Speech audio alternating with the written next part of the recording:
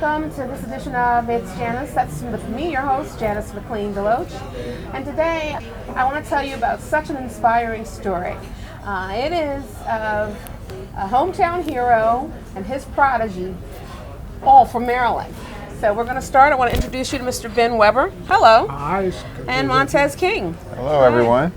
So, Mr. Webbar, let's start with you. Tell me a little bit about who you were and how you and Montez Kiing met each other.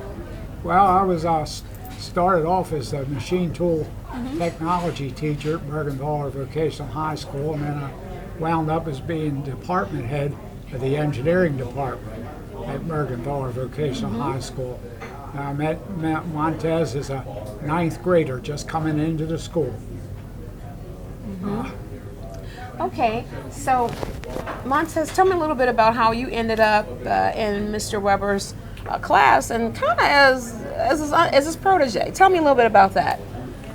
Well, in the neighborhood, I was young, probably 13 years old, and I started to think about where I wanted my life to go, and it didn't seem like I was on the right path.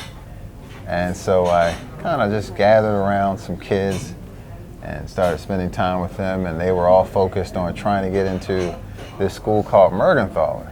I said, wow, I gotta go to this school.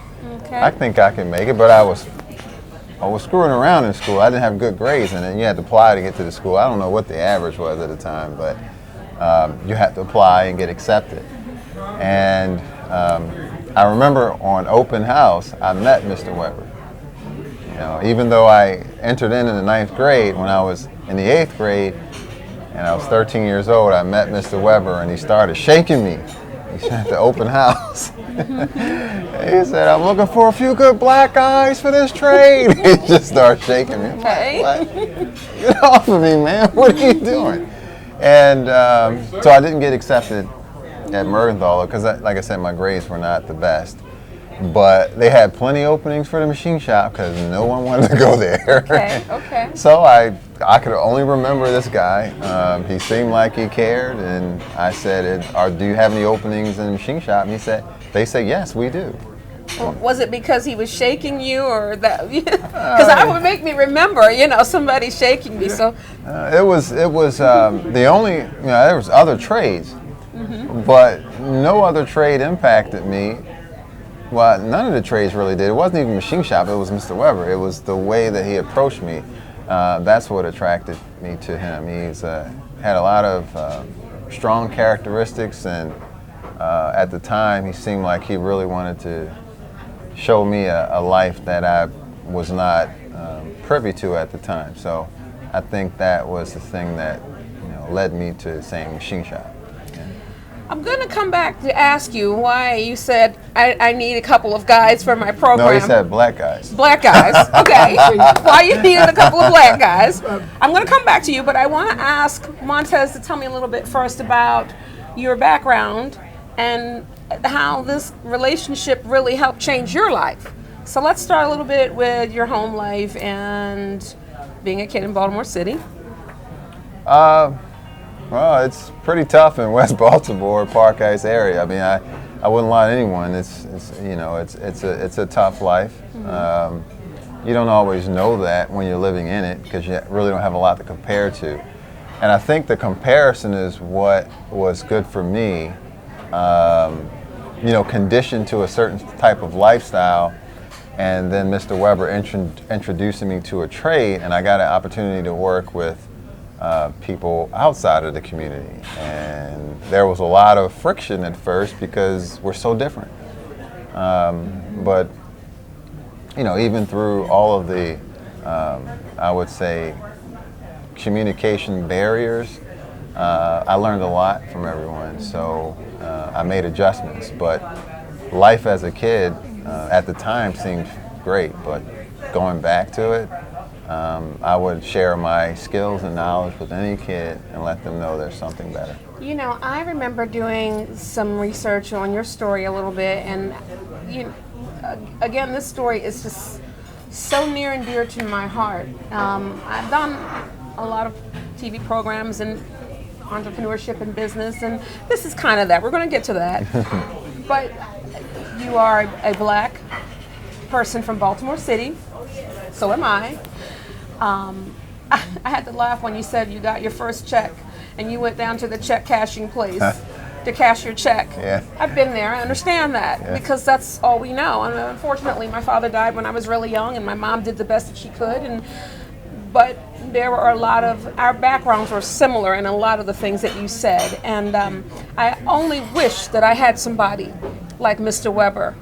I think my life would have been totally different, but I'm good. I'm happy where I am now. But so I could identify with that. Tell me about why you needed black kids for your program. When I first went into teaching in Baltimore City, or even where at the trade I worked in, there was no blacks allowed in the machine tool trades back then. They were kept out. And when I first went into teaching, a lot of the guys from the different companies would call or manufacturing, and you have any good kids? I said, sure, I have some. They're all good kids. And one of them was truthful, said, well, listen, we don't want any blacks. And I said to him, why don't you want black kids? They said, well, they're too dumb. I said, what do you mean too dumb? And so he told me why they were too dumb. Wow. No one ever took the time to teach them the basics. And so when they went out for job interviews, they didn't know how to read a ruler, they didn't know how to read a micrometer, they didn't know how to read blueprints, they didn't know anything. And so that's what my first year of teaching. I sat all the guys down and I told them the truth.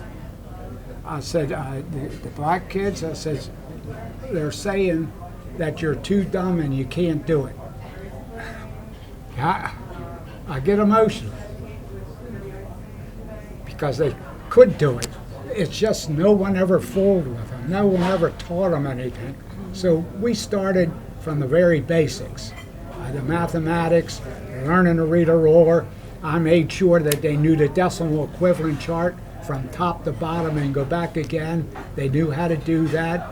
And then we got into the actual work of the shop. They had projects to do. And then one of the funny things that came out of this, it was really good. One of our projects, if he remembers, we made a sign bar. I remember. That was, and it had to be within plus or minus a couple thousands. Now the kids were doing this, they were making this, and when they went out on a job interview, we had changed things from when they went on a job interview, that kid took his sign bar with him. And he sat down with the one that was interviewing him from that company, and I got calls after that, like the same call I got before. We don't want any black kids. I got calls this time and said, what the heck you doing over there? And I said, why? I said, what's the matter now? He said, the kids from the Vote Tech Centers are coming in here with crab mallets. He said, your kids are showing up with a sign bar. When he saw that sign bar, he knew that kid knew trigonometry. And that's how far we advanced them. Yeah, and you are really a stickler for, what's the slogan? If you go to Mervo, you have to be what? You better be on time. You better be on time. You better be on time. Our kids were on time. When they went on a job interview, they had a tie, shirt and tie on, yes sir, no sir, and that sign bar sold them. Mm-hmm. You couldn't argue with that. In order to set it up, you had to know trigonometry. Mm-hmm. And you had girls that were in your program too. Yes. Tell me about the girl that showed up. What was that story about? Well, we had, I can't remember how they were dressed, as far as the dress. Oh, yeah. That was back in the days when the girls, if you all remember, would come to school with see-throughs on. And we had a girl in the class. Later on, her and her husband owned a machine shop. She was a beautiful young lady, comes in, shows up in the class with a see-through on. I thought all the boys would wind up in the machines. You know? So anyway, I grabbed hold of her and said, girl, you're not walking in my program like that. You're not walking into my shop. You go home and you get yourself dressed, and then you come back here like you should. So that next day I get a letter, and before I opened it, I figured, oh boy, I'm gonna get blasted over this one, right?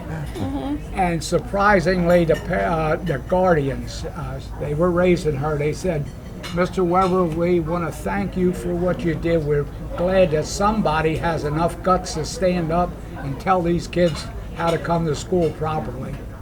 So, You've been doing that, it seems, for a long time, and so Montez seems to be one that you've taken a special liking to. I feel like that. You two both laugh. So what's that? What happened there? well, we kept in touch all these years. Yeah. And A lot of years. I was proud. As if You he should was, be proud of him. If he was my own son. Yeah. What he's done, I know what he's accomplished because Yeah. when he worked for Ken Lee Machining, Yeah. and Ken Lee had you as plant manager, right? Engineering manager. And I know what he went through with those old machinists and him being a young black kid, and he did that, right? That showed he had a lot of guts and a lot of backbone, instead of running in a corner to Right. picking up some kind of an attitude and all that. He's very likable. Oh, I thanks. agree. He's very likable. Yes, Yeah. and the people loved him. They, I got comments. Ken Lee didn't want to see him go. I mean, No, he kissed me on the lips one Yeah. time. Oh my God. We had a $2 million surplus one year. I said, Well, just no wonder. a thank you would be enough. So let's talk about your home life. So your mom and everybody in your family wanted you to focus on education, and you thought you were going into business administration. And what happened? Well, my parents' generation was more, they call it asses and elbows. They had to work very hard to make a better life for their kids, come from the South and work in Baltimore. Didn't have any education, but they wanted their kids to have education. But I wanted to take a different path. I wanted education, but I wanted a skill. I'm very pleased to say that I've either kept up or surpassed all of my cousins that have gone directly to college, and no debt. So I did it debt-free. Wow. All of my education and skill sets are debt-free. So let's talk a little bit about what you're doing today. So today I'm the executive director of NIMS, and Okay. we are a standards-based organization. Okay, and what is NIMS, if you don't mind? It used to stand for something, but now it just stands for NIMS.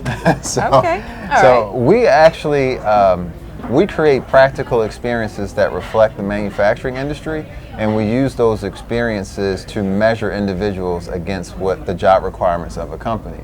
So, for example, if you want to be a machinist, to demonstrate your skills, we can create that experience that validates whether you have them or not. And companies value that and knowing where their employees are and their skill sets. Okay. Yeah, So when you look at the landscape of the world today in terms of manufacturing, we off camera talked a little bit about people wanting to contribute as far as hiring people, but they're having a problem with that. Yeah, in this trade, there's such a large gap between what the employers need and the skills and interests going into the trade. Typically, they hire by just putting a mirror under your nose, and if you see some fog that you're breathing, hire them, right? You just can't find people. Okay. But it's the interest. Again, that older generation, it's everyone thinks that you send your kids to college and that's the best route for success, but the new economy does not say that. That is important that you mention that. Yeah. The new economy says more than 50% of the jobs over the next 10 years will require something more than a high school diploma, but less than a 4-year degree. And more than 50% of those jobs will pay more than the individuals that have a 4-year degree. Wow. But that, if you don't have that knowledge and you're still thinking traditionally, you're thinking 20, 30 years in the past, you could be leading your kids down a roadmap that is just not the right one for the new economy. And of course, you got to do an interest inventory. Not everyone is built for the 4-year degree, Ivy league type role.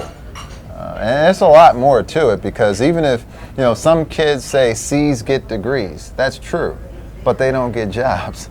So, Oh, I've never heard that when C's get yeah, okay. they say, well, as long as I get the degree, I can C's get degrees.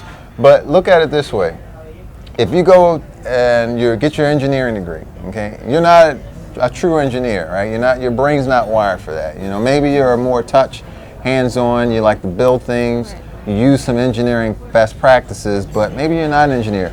But for the prestige, C's get degrees. Okay, so you got it. Now, if you get a job as an engineer and you're on the low end, let's just say you happen to get a job, Right. you're being paid down here. But if your true skill set show that you're the one that builds and you touch things and you put it together and you test it, your pay would be up here because you're at the top of your game. See, so it's not necessarily true the way the statistics show that says people that earn a 4-year degree will average more money than someone who doesn't. Okay. That is not true. It's there's a lot more to that. Mr. Webbar, would you like to input something to that? It's come a long way, hasn't it? from the basics Yeah. that we taught, and that's where it started. A lot of it starts with the basics in education. And so if we put that together, and like they build on it themselves, it's not an easy thing to do. You have to do a lot of work yourself, and Okay. you have to believe in yourself and do it. He's had a lot of really great people leading him along the way too. I remember the human resources lady helped you, Oh, and yeah. he had Mr. Webbar. But you've worked hard too. You even talked about being a machinist. It's not easy work. So No, but it's more like I say, the HR lady taught me about 401k, getting a bank account. Like I said, I would go to the liquor store. That's where I cash my checks. right. You put a big wad of cash in your pocket. You impress the ladies. Oh my gosh. And you put the big bills on top, little bills in the middle. Or if you're going through a bad neighborhood, you reverse that. Oh my god. Okay. It really just depends. But some of the guys, I don't know if you call them prejudiced or not. They're just used to the way they talk. They weren't as friendly, weren't inviting. But I learned a lot from them. And I agree. And so I learned how to, purchase homes and make investments, things like that. So. Well, and I agree with you. And I want to go back to Mr. Webbar. I want to hear about how some of your other students have turned out. But I agree with you. Sometimes we, as a minority, we have always heard I've heard the stories, oh, well, this one won't help me and that won't help me because of my skin color, but I'm not always sure that it's that. You're a testament to people that are helping everybody, regardless of skin color, and I think that's very important to share. Let's talk about... In our trade, it was, hey, you don't want to get rid of a good kid, you want to keep them, and I tell them, listen, there's more people out there that's willing to help you than there are that's Absolutely. going to hinder you. That's And then the other thing I tell them, look, if you have money in your pocket, you could go do anything. You could go get your college education, and that's what I did. My parents, I don't think they ever went past the 5th grade, but it was the machine tools that helped me to go on and get a college master's degree from the University of Maryland. I did that in the evenings on my own, and somebody else paid for it. It was just a step going up to get up higher. And it all started, and we have to go back and with our society, go back to basics. What were we the best at? We were the best manufacturers of mass manufacturers the world ever known. We knew how to do it, and we gave it away. We gave our manufacturing away to somebody else. And we need to go back to that. There's where the money is. And the kid, where Montez, how many houses have you owned since then? About 5. Yeah, about 5 houses. And I'm still working on my first one. But this is what you could do. We have kids. You want to know? One of our kids is top designer, Black & Decker DeWalt over on Joppa Road. Ricky? Yeah. Ricky was pretty smart. Yeah. See how easy that was that they went to that. It's Yeah. real easy. He was like, Ricky, okay, yeah, okay. Yeah. And who else? Have you Sidney had? Pritchett. Sidney Pritchett's over there, I think, in the model department. And he was one of our kids. United States Coast Guard Yard down in Curtis Bay has a lot of our kids working Joe there. Kishner. Yeah, Joe Kishner, all the guys, it's all over the place now. So if people want help opening those doors, would you guys be up for the challenge to help them? Willing. Yeah. Listen, take me, anyone with the right attitude, good spirit. I don't care if in 6 months I can take you out of poverty into the middle class in 6 months. Okay. 6 that's months something. of training. Yeah, And what about you? right, that same thing. I mean, you just have to be willing. It takes a little work. Oh, yeah. You know, you can't sit back and it's going to come down. I tell the kids, the money's not coming out of heaven. It's not. You gotta work coming out of for heaven. it. You got to work for it. Yeah. Well, I tell you, go on. I'm sorry. Go ahead. No, Dad. Go ahead. I would love to follow up with you and see where some of your other students are. Yeah. Maybe have a reunion of sorts. You two obviously get along well, so Well, and you know, I'm running a little bit short on time here, but I would like to say that you know, what's that? There's a movie, you pass it on, or you know, you just like how you. It's more like a pyramid scheme in some ways because Webbar connected with me, and then I connected with others, and others connect with others, and I can go back in my portfolio and share with you. Pay it forward. There we go. Pay it forward. I can share that's with Liz, you. by the way, guys, off on the side, who's helping us stay on track here because we be all over the place today. Yeah. I have a portfolio of maybe 100 people that I've worked with in the past. You were talking about paying it forward, and Mr. Webbar, what would you want to do to pay it forward? You've already done it. Yeah, he's done This it. is Yeah. the product of all of that. Yeah. I'm so proud of you guys. Not that you need me to be, but what would you think? What would you say? No, you know, it's all just like he said. Anybody that's interested, I could Right. tell them or show them, and you get down there and do it. Look at the companies. I just recently, I called a company down in Carolina. They wanted to move me down, give me a house that was, gave me a sales talk, how nice the climate was down there and everything. And she said they didn't have any machinists. They didn't know people that knew how to read read a ruler. And they didn't know anyone that knew how to read a blueprint. And all these things have to go in. It's amazing in this trade what you have to know. And it's a real education. And to a young man, it should be a challenge to do it. Well, we're going to have to leave it there because I'm afraid that Liz will come back and take our mics from us. So, but I just want to tell you, it's really been my pleasure and my honor. It really is. So, Montez Kiing, Thank you. It's been a Mr. pleasure. Ben Webbar, Enjoyed it, John. and guys, hopefully we'll bring you more about this story. Just kind of follow them around and see where they go. I'm sure it's going to be amazing. This has been our segment for It's Janice. Thank you for watching. I'm your host, Janice McLean-Deloach. See you next time. Thank you, everyone. See ya. Thank you.